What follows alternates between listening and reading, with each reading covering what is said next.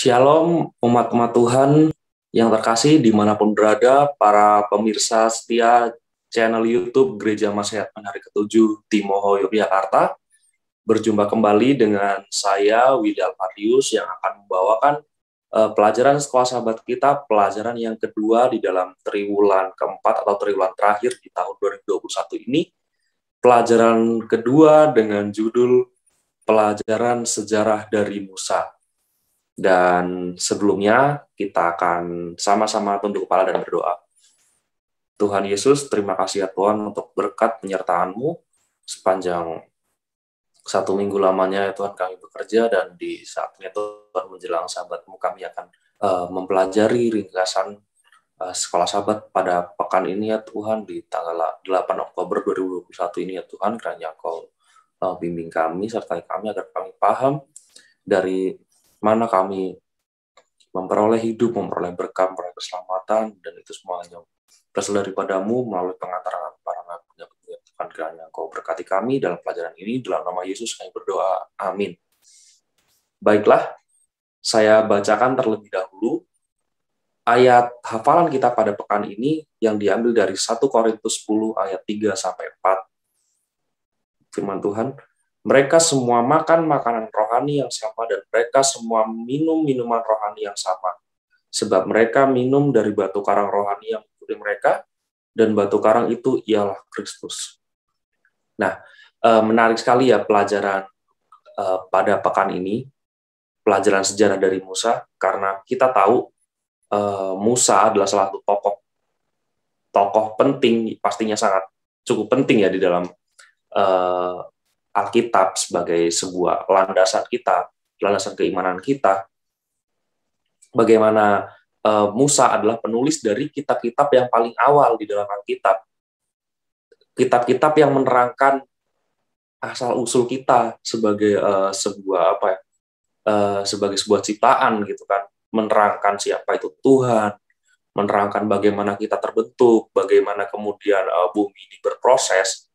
Itu ada di dalam kitab Kejadian ya tentunya, dan bagaimana kemudian sejarah mula-mula dari peradaban umat manusia itu diceritakan, dan Musa mengambil peranan penting di sini sebagai penulisnya. Dan tentu saja penulisnya adalah tentu nggak asal ngarang ya, dia sebagai penulis sudah diberikan ilham oleh Allah sebagai pencipta. Dan kalau kita baca bagaimana kemudian riwayat Musa, tentu kita sudah sangat paham sekali ya bagaimana riwayat Musa yang selalu kita dengarkan, bahkan saat kita masih kecil dulu di sekolah sahabat anak-anak gitu kan. Sekarang sudah di sekolah sahabat dewasa, tentu kita akan tahu bagaimana Musa suatu sosok yang amat luar biasa gitu kan. Keteguhannya, dan kemudian kekeras kepalaan, dalam artian kekeras kepalaan ketegarannya gitu menghadapi situasi yang sebenarnya sangat-sangat sulit bagi dia. Dia harus memimpin banyak orang-orang yang banyak menentang dia, memberontak, gak hanya pada dia, pada Allah bahkan gitu kan. Tapi kita akan lihat bahwa bagaimana Musa benar-benar mempunyai keteguhan yang luar biasa, meskipun kita tidak bisa menyangkal ada berbagai macam kekurangan, tapi itu semua tidak menggugurkan bagaimana dia luar biasanya gitu kan. Dan kenapa kemudian judulnya adalah pelajaran sejarah dari Musa? Karena kita tahu di dalam kitab Ulangan sebagai kitab yang bisa dibilang merangkum semua riwayat, terutama bangsa Israel sebagai bangsa pilihan Allah kan.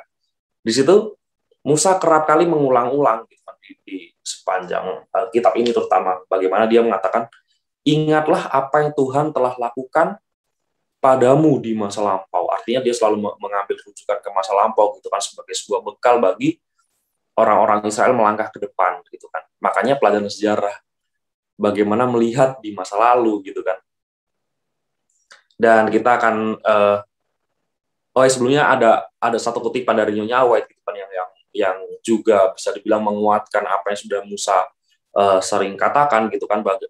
Nyonya mengatakan, dalam melihat kembali sejarah masa lalu kita dan setelah menempuh perjalanan dengan setiap langkah maju sehingga boleh berada pada keadaan kita saat ini, saya dipenuhi dengan kekaguman dan dengan keyakinan dalam Kristus sebagai pemimpin kita. Kita tidak perlu takut terhadap masa depan, kecuali kalau kita melupakan cara Tuhan yang telah menuntun kita dan pengajaran dalam sejarah masa lalu kita. Oke, apa sih kemudian pentingnya sejarah dan masa lalu, dan kemudian kenapa Musa sering mengulang-ulang itu. Mari kita masuk ke dalam pelajaran di hari Minggu. Hari Minggu ini pelajarannya tentang pelayanan Musa ya. Dan kita tahu bagaimana Musa meriwayatkan banyak hal ya, banyak hal, mulai dari penciptaan, kejatuhan manusia ke dalam dosa, kemudian ada janji penebusan, ada air bah, ada Abraham, seorang yang disebut kemudian sebagai bapa dari segala bangsa, dan kemudian terpenting apa? Berita Injil gitu kan, bagaimana kita perlu ingat lagi ya bahwa fokus dari Alkitab kita itu pada siapa sih? Ya pada Tuhan Yesus, pada Allah gitu. Dan manusia ini ya sebagai pelengkapnya gitu kan. Dan kita harus berfokus lah ya hanya kepada Allah gitu kan.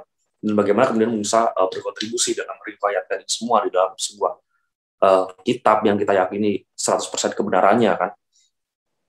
Dan tapi kita akan belajar bagaimana pelayanan Musa. Kita flashback dalam riwayatnya memimpin bangsa yang sangat-sangat apa yang digambarkan tegar tengkuk gitu kan, bangsa Israel yang keras kepala.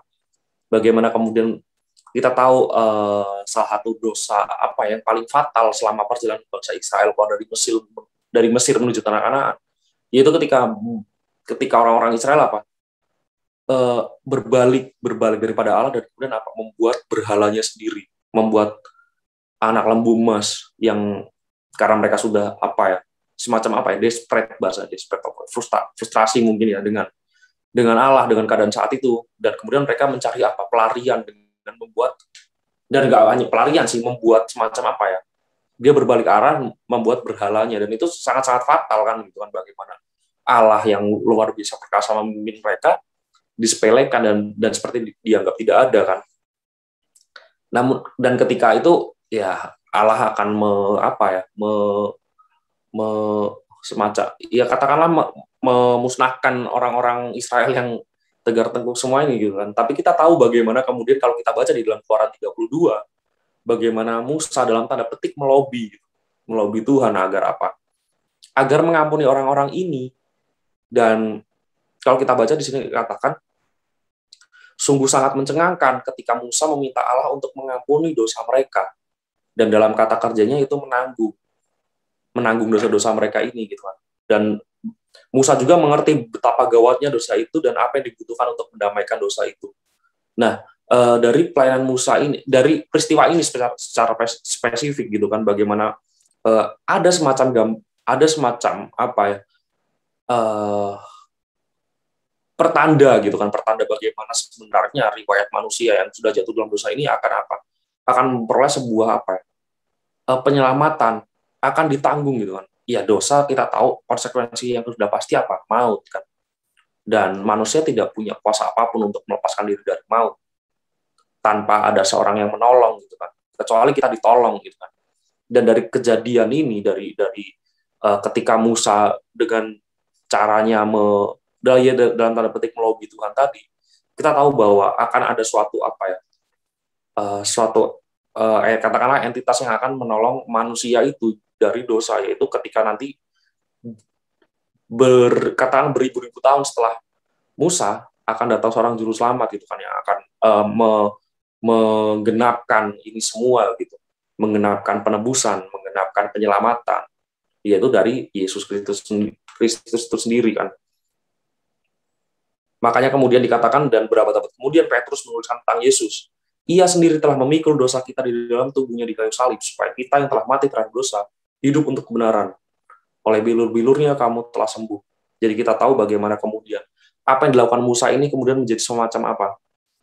Semacam start awalan ya, bagaimana kemudian di ribuan tahun berikutnya datang seorang juru selamat yang benar-benar menyelamatkan orang-orang yang mau mengakui kesalahannya, mengakui dosanya, dan minta pengampunannya, dan terlebih mau mengikutinya gitu. Dan kemudian kita mulai masuk ke dalam pelajaran hari Senin, nubuatan yang digenapi. Nah, pelajaran ini dimulai dari apa ya? Kalau kita mempelajari sains gitu kan, terutama pertanyaan tentang bagaimana sih alam semesta ini terbentuk, spesifik bagaimana bumi ini terbentuk, tentu kita akan memperoleh banyak jawaban. Misal, bumi ini terbentuk dari suatu ledakan, dari suatu pertumbukan gas, dari sebuah kegelapan, dan kemudian muncul dengan sendirinya. Nah, ini jawaban yang sangat-sangat yang sangat-sangat saintifik, dalam artian bukan berasal dari pengetahuan keimanan dalam Alkitab yang sudah ditunjukkan dalam Alkitab gitu kan. Dan tentu kita tidak secara iman tentu tidak bisa menerima itu, karena kita yakin bumi ini diciptakan dengan sangat-sangat sempurna, teratur, harmonis, dan sebagainya gitu kan. Dan di sisi lain, ketika para ilmuwan mencoba merumuskan bagaimana bumi ini terbentuk, secara nggak langsung mereka juga menunjukkan bagaimana bumi ini terbentuk dengan sangat-sangat teratur gitu kan, teratur, seimbang, harmonis, tepat di dalam segala aspeknya, dan bisa membentuk kondisi dunia yang sekarang ini gitu kan. Artinya ketika ilmuwan banyak melepaskan diri dari keyakinan agama, di situ justru malah semakin menunjukkan bagaimana sebenarnya kuasa Allah itu dalam membentuk dunia ini kan. Dan kita tahu ketika Allah sudah mampu menciptakan hal yang berbentuk fisik material seperti alam semesta kita ini, ya pastinya Allah sangat-sangat bisa membuat hal yang lebih baik lagi di dalam aspek kerohanian gitu kan. Tadi kan aspek fisik, pembentukan bumi misal. Tapi dalam aspek kerohanian Allah lebih-lebih lagi gitu kan. Dan kalau kita bisa baca di dalam kitab Ulangan, salah satu nubuatan yang digenapi kemudian adalah ketika bangsa Israel mesti berjalan selama 40 tahun gitu kan di dalam pengembaraan menuju tanah Kanaan dari Mesir. Sesuatu yang sebenarnya bisa ditempuh dalam waktu normal mungkin hanya dalam hitungan hari ataupun minggu, tapi ini membutuhkan waktu 40 tahun, membutuhkan waktu satu generasi gitu kan untuk dijalani gitu. Ya ini semua akibat dari apa? Akibat dari ya itu tadi, bagaimana kemudian orang-orang Israel membangkang gitu kan. Orang-orang Israel berbalik daripada Tuhan. Dan kemudian Allah menggenapi nubuatan. Kalau kita flashback saat Musa mengutus 12 orang muda untuk mengintai tanah yang akan mereka rebut gitu kan. Dan dari 12 orang ini 10 orang mengatakan bahwa tanah ini berat untuk direbut dengan pokoknya kabar yang tidak benar lah yang mereka sampaikan gitu kan, yang kemudian menghasilkan persungutan di antara orang Israel. Dan kita tahu mereka mengintai selama 40 hari, dan dari 40 hari itulah Tuhan memberikan ganjaran bahwa 40 tahunlah kalian akan berjalan dalam kesusahan seperti ini. Dan kita tahu ini adalah sebuah nubuatan yang dinafi. Inilah permulaan nubuatan gitu untuk menyusul nubuatan-nubuatan berikutnya. Artinya apa? Artinya pelajaran ini kemudian mengingatkan kita kembali gitu bahwa di masa lalu nubuatan-nubuatan sudah banyak tergenapi. Makanya kemudian jika ada nubuatan-nubuatan lagi yang nanti di kitab-kitab berikutnya, dan mungkin kita masih bertanya, ini nubuatan digenapi nggak sih? Atau kita meragukan? Iya, kita sudah belajar dari masa lalu. Gitu. Kita punya pola-pola yang sudah ada di masa lalu, dan kita tahu nubuatan semua digenapi. Gitu. Tidak ada nubuatan yang tidak digenapi. Nah, inilah pentingnya kita judul pelajaran kita pada pekan ini kan, pelajaran sejarah dari Musa. Kita melihat ke masa lalu bahwa itu semua bisa terjalani gitu. Itu semua bisa tergenapi. Jadi tidak ada alasan sebenarnya bagi kita untuk meragukan nubuatan gitu. Baik, kita masuk ke hari Selasa ya. Ribuan kali lebih banyak. Ini pelajaran yang sangat-sangat saya kira sangat-sangat sangat-sangat menarik gitu, bagaimana kemudian kita tahu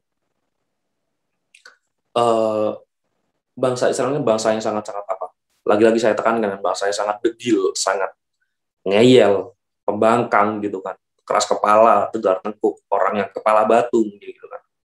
Tapi di dalam kondisi seperti ini pun Allah tetap memberkati mereka gitu. Melalui pengantaraan Musa, bagaimana kemudian Musa yang tentu sebagai seorang pemimpin mengasihi bangsanya gitu kan. Meskipun dengan kondisi yang saya sebutkan tadi gitu kan, dan Musa yang berkali-kali seperti orang putus asa sebenarnya, bagaimana dia istilahnya, saya tidak bisa membayangkan betapa luar biasanya sosok Musa ya, bagaimana dia bisa memimpin ribuan orang, nggak aja ribuan, mungkin puluhan ratusan ribu orang dalam sebuah rombongan besar di mana banyak orang yang yang penuh dengan apa ya, perbantahan, perbedaan pendapat dan sebagainya. Tapi Musa sangat-sangat mengasihi mereka. Bagaimana dia selalu membela bangsanya di hadapan Allah.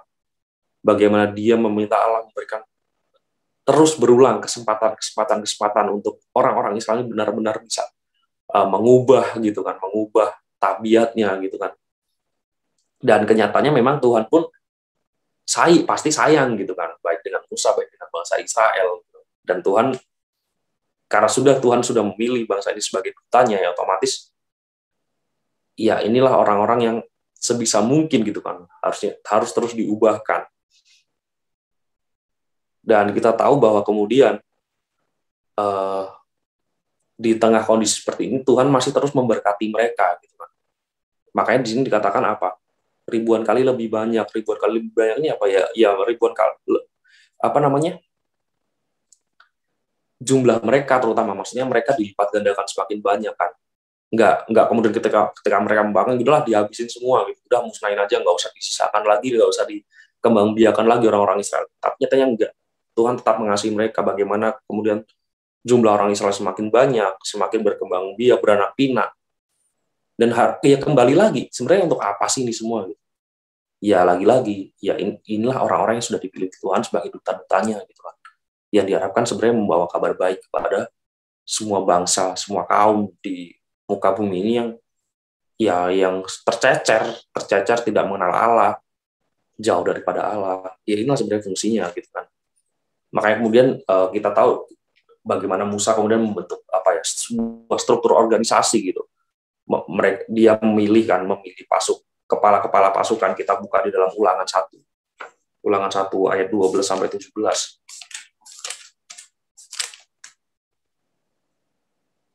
Ulangan 1 ayat 12 sampai 17 kalau kita baca kan bagaimana kemudian Musa mengambil orang-orang sebagai kepala-kepala pasukan, mulai dari pasukan 1000, pasukan 150, 10 dan pokoknya sampai ke tingkatan paling kecil gitu. Bagaimana kemudian ini semua diorganisir gitu oleh Musa, dan ini sekaligus lagi-lagi menjadi pelajaran bagi kita bagaimana sebuah organisasi, sebuah ekosistem komunitas memerlukan struktur untuk mengatur, apalagi dalam jumlah yang sangat besar gitu kan.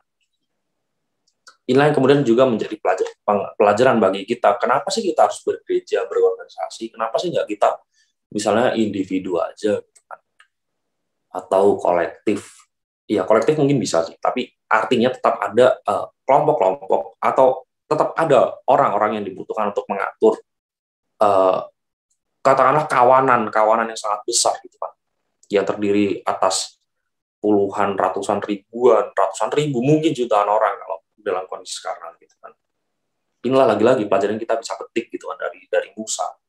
Dan masuk ke hari Rabu, kita lihat bahwa ada satu peristiwa yang juga cukup krusial gitu di dalam sejarah baik Musa maupun bangsa Israel, ketika yaitu tadi kembali lagi ketika di Kades Barnea, ketika para pengintai atau mata-mata yang diutus oleh Musa untuk menyelidiki tanah yang akan mereka duduki, yang akan mereka rebut. Namun dalam kenyataannya 10 dari 12 orang yang diutus ini justru malah membawa kabar busuk, bukan kabar yang sebenarnya, dan kemudian mereka menjadi pesimistis, membuat orang Israel bersungut-sungut, tidak percaya dengan Allah, kecuali 2 orang yang kemudian bisa masuk ke tanah Kanaan, yaitu Yosua dan Kaleb gitu kan. Dan kita tahu kemudian dari persungutan ini, dari pembangkangan ini, Tuhan ya lagi-lagi Tuhan pasti geram kan, dari mengusahakan bangsa ini. Tapi kemudian kita lihat bahwa Musa bagaimanapun caranya dia tetap membela agar tidak orang-orang Israel tidak kemudian dimusnahkan, tidak dihabisi saja gitu kan. Bagaimana poin yang disorot di sini kan, dikatakan waktu Musa dalam tanda petik lagi-lagi melobi Tuhan gitu. Musa berkata, jika engkau melakukan hal ini, jika engkau Tuhan melakukan hal ini, lihat bagaimana engkau di mata orang Mesir dan juga di mata bangsa-bangsa lain di area ini. Artinya apa? Artinya ketika Musa bilang bahwa Tuhan, kalau Tuhan memusnahkan orang-orang Mesir, orang-orang Israel ini, ya terus apa fungsinya? Engkau bawa mereka ini keluar dari Mesir. engkau telah mengeluarkan mereka dengan berbagai macam mukjizat. Jangan-jangan ketika engkau menghabisi mereka di sini, engkau hanya menjadi olok-olok di bangsa-bangsa yang tidak mengenal engkau. Gitu kan, kurang lebihnya bahasa sehari-harinya gitu. Nah, kita tahu poin pentingnya apa sih kemudian dari situasi seperti ini gitu. Dari lobby-lobbynya Musa. Ya kita tahu bahwa bangsa Israel ini bukan apa ya? Bukan untuk kepentingan mereka sendiri gitu sebenarnya. Allah tuh punya kepentingan nggak cuma untuk orang Israel itu sendiri, tapi sebenarnya untuk seluruh manusia gitu kan. Karena apa? Karena harapannya ketika bangsa Israel sudah dipilih, ya mereka ini akan menjadi apa? Duta tadi kan, menjadi terang kepada dunia, menjadi saksi-saksi dikatakan kan. Saksi-saksi tentang kasih, kuasa Allah, dan terutama apa? Satu poin yang paling utama, yaitu keselamatan. Keselamatan bagi banyak kelompok manusia di muka bumi ini yang tidak mengenal Allah. Gitu. Karena apa? Karena itu tadi, jika sebenarnya kita tahu kan orang-orang Israel ini apa ya? Ya dalam persungutannya sering bilang mendingan saya mati di Mesir aja daripada mati di padang gurun. Kayak seolah mereka tuh ya udahlah nggak butuh tanah perjanjian, nggak butuh Kanaan, nggak butuh apa ya pembebasan gitu. Nggak apa-apa saya jadi budak gitu. Sebenarnya mereka sendiri loh yang gitu. Tapi Tuhan nggak seperti itu gitu. Dan inilah kemudian yang terwujud kan. Yang terwujud dalam artian mereka tetap dikeluarkan dari Mesir, tetap tiba di tanah perjanjian meskipun nanti untuk selanjutnya itu sudah beda cerita lagi ya gitu. Tapi secara umum inilah orang-orang yang sebisa mungkin diusahakan Allah untuk memperoleh apa ya mencapai tujuannya gitu, tujuan dari keselamatan, tujuan dari pembebasan dari dosa gitu. Makanya dikatakan sebenarnya dari poin ini semua yaitu dikatakan Allah harus dimuliakan di dalam hidup umat-umatnya, bahwa kemuliaan dan kebaikan dan kasih dan kuasa Allah harus dinyatakan di dalam gerejanya melalui apa yang dilakukan lewat umat-umatnya. Meskipun tentu saja umat-umatnya tidak selalu membuat hal ini menjadi baik dan mudah gitu kan. Namanya manusia selalu banyak pergulatan kemudian jatuh ke dalam dosa, tidak bisa menjadi cerminan Allah yang baik. Tapi bukan berarti Allah kemudian menyerah dan berhenti dan membatalkan misi keselamatan, enggak. Ya tetap misi keselamatan itu harus dijalankan apapun keadaannya, apapun resikonya. Bahkan ketika banyak orang berbalik daripadanya gitu. Dan kemudian kita lihat di dalam pelajaran hari Kamis, kalau kita baca di dalam ulangan di bagian-bagian awal kan Musa seringkali, terutama di dalam ulangan 2 dan 3 ya, Musa seringkali mengulang-ulangi masa-masa kejayaan mereka gitu kan. Dengan penyertaan Allah mereka berhasil mengalahkan bangsa-bangsa yang mereka lewati, mereka halau, kemudian memperoleh kemenangan. Tapi kan ini kan kemudian muncul suatu pertanyaan gitu. Bagaimana kemudian kemenangan Israel ini mengorbankan banyak hal selain membunuh, karena namanya perang itu pasti membunuh. Dan yang dibunuh itu nggak hanya laki-laki, tapi perempuan dan anak-anak yang notabene tidak ikut berperang, gitu kan. Ini tentu menimbulkan pertanyaan. Apalagi jika kita melihatnya dari kacamata hari ini, bagaimana pembunuhan massal, genosida, penghancuran suatu kelompok, tentu itu suatu tindakan yang tidak bisa dibenarkan apapun alasannya, gitu kan. Karena pembunuhan massal biasanya dia tidak pandang bulu kan, menggeneralisir apapun yang ada di depannya yang dianggap sebagai musuh. Ya tentu ini hal pembunuhan ini tentu peperangan yang terjadi saat itu tentu tidak bisa kita sangkal ya. Tentu kita meyakini itu sebagai sebuah kebenaran, ada kebenaran dalam artian kebenaran secara faktual. Memang peperangan, memang ada pembunuhan massal, memang ada penjarahan dan sebagainya. Kita tidak bisa sangkal. Cerita dalam Alkitab kita yakin sebagai sebuah kebenaran semuanya. Jadi ini semua memang faktual terjadi gitu. Tapi kemudian bagaimana sih kita memahami hal ini semua gitu? Bagaimana kita, berarti kalau gitu kita membenarkan pembunuhan dong. Berarti kita membenarkan penghancuran sesama manusia dong. Dan di mana kasih jika kita membenarkan pembunuhan dan sebagainya, penganiayaan, kekerasan? Tentu kita harus berhati-hati ya dalam melihat memandang masa lalu. Kita harus tahu jiwa zaman saat itu. Kita harus tahu konteks saat itu gitu. Meskipun di dalam Alkitab kan tidak bisa merangkum kesemuanya kan. Tentu banyak hal yang harus kita terima sebagai sebuah iman gitu kan. Dalam artian kita tidak mendapatkan info lengkap memang gitu sebenarnya apa yang terjadi, tapi ada beberapa clue yang tentu bisa kita jadikan patokan kenapa kemudian itu bisa terjadi di masa itu, di masa ribuan tahun yang lalu gitu kan. Kalau kita baca di dalam Kejadian 15 ayat 16 bagaimana kedurjanaan atau apa ya, kedurjanaan ya, semacam suatu hal yang tidak baik itu dari kelompok orang-orang Amori, yang makanya kemudian itu membuat apa, semacam menjadi justifikasi bagi penghancuran terhadap mereka. Dan dikatakan di sini bukanlah sesuatu yang perlu ditanyakan bahwa banyak dari bangsa-bangsa kafir atau bangsa-bangsa yang tidak mengenal hal saat itu adalah orang-orang yang benar-benar brutal dan kejam, yang memang berdasarkan keadilan mereka bisa menerima murka dan hukuman dari Allah jauh sebelum itu. Jadi konteks saat itu mengatakan bahwa ini mungkin ini cuplikan konteks saat itu, bahwa orang-orang ini memang sudah tidak bisa berbalik lagi, berbalik dalam artian berbalik pada Allah, sudah tidak bisa bertobat. Apapun caranya sebenarnya mereka pun, kalaupun katakanlah tidak diperangi oleh bangsa Israel, mungkin murka Tuhan langsung yang akan menimpa mereka. Makanya kemudian di masa itu menjadi sebuah hal yang apa ya, lazim gitu kan, menjadi sebuah hal yang umum atau general gitu kan, suatu penghancuran terhadap bangsa-bangsa, terhadap sesama manusia itu seperti dalam tanda petik seperti diperbolehkan gitu kan. Dan bahkan mungkin hanya belum sampai 1 abad yang lalu gitu kan, dunia kita juga masih dilanda hal seperti itu gitu. Kekerasan, pembunuhan massal dan sebagainya masih terjadi di beberapa belahan dunia ini gitu kan, mulai dari perang dunia hingga pembantaian dan sebagainya gitu kan. Nah, tentu kita tidak perlu terbeban dengan pertanyaan ini ya.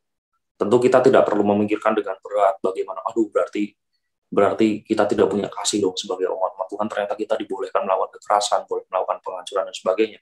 Tentu tidak berpikirnya tidak seperti itu ya. Kita lagi-lagi harus menempatkan satu kisah dari masa lalu itu ya di zamannya gitu. Dan pemikiran manusia semakin berkembang, dinamis, dan kita tahu bahwa hal-hal seperti ini tentu tidak bisa kita lakukan sekarang. Dan hanya tidak bisa dilakukan, memang tidak diperbolehkan gitu kan, apapun alasannya. Dan kita harus memahami itu gitu. Jadi tidak perlu menjadi hal yang terbebani bagi kita ya. Jadi sebenarnya apa sih kemudian inti dari pelajaran dari masa lalu ini ya, kita bisa mengambil poinnya ya, bagaimana kita mempelajari Alkitab ini adalah bagian apa ya, satu dokumen sejarah juga gitu kan. Biasa Alkitab ini membicarakan masa lalu gitu, dan termasuk kisah Musa yang sangat penting, yaitu Musa mewarisi beberapa fondasi-fondasi yang bisa kita jadikan patokan bagaimana dia menubuat tentang ada keselamatan, ada yang menanggung dosa-dosa kita, kemudian dia mewarisi cerita-cerita soal penggenapan nubuatan. Ya inilah yang sebenarnya menjadi landasan kita gitu. Menjadi, kan ibaratnya sejarah itu sering apa sih orang-orang bilang, oh katanya sejarah itu seperti ibarat spion di motor atau mobil. Dia berfungsi sebagai apa? Ya sebagai pertanda gitu kan, di belakang kita tuh ada apa sih gitu. Jadi ketika kita melangkah maju ke depan, ketika kita meniti melangkahi masa depan, ya kita harus sesekali melihat ke belakang gitu kan. Sebenarnya apa sih yang terjadi, yang sudah pernah terjadi atau yang sedang terjadi di saat itu gitu kan. Dan itulah kemudian jadi patokan kita untuk melangkah gitu kan ke depan. Dan sejarah dan juga Alkitab sudah membuktikannya. Jadi tidak ada hal lagi yang perlu kita ragukan sebenarnya dalam kita mengikuti Allah. Jadi sudah yakin dan percaya saja Allah pasti akan menyertai kita, dan kita yakin kita akan menjadi orang-orang yang setia, orang-orang yang tetap menurut rendah hati hingga kedatangan Yesus yang kedua kali. Dan demikian ringkasan pelajaran filsafat kita tutup dalam doa. Ya Allah, ya Tuhan kami dalam surga, kami bersyukur oleh karena pelajaran-Mu yang begitu indah ya Tuhan, yang mengingatkan kami untuk selalu melihat ke masa lalu, guna menjadi sebuah pelajaran dan refleksi bagi kami untuk melangkah ke depan, untuk menjadi orang-orang yang tetap setia, rendah hati, orang-orang yang taat, terlebih orang-orang yang boleh mengabarkan akan pekabaran-Mu bagi orang-orang yang belum mengenal Engkau. Tuhan sertai kami, Tuhan, dan harapan kami dalam Yesus kami berdoa. Amin.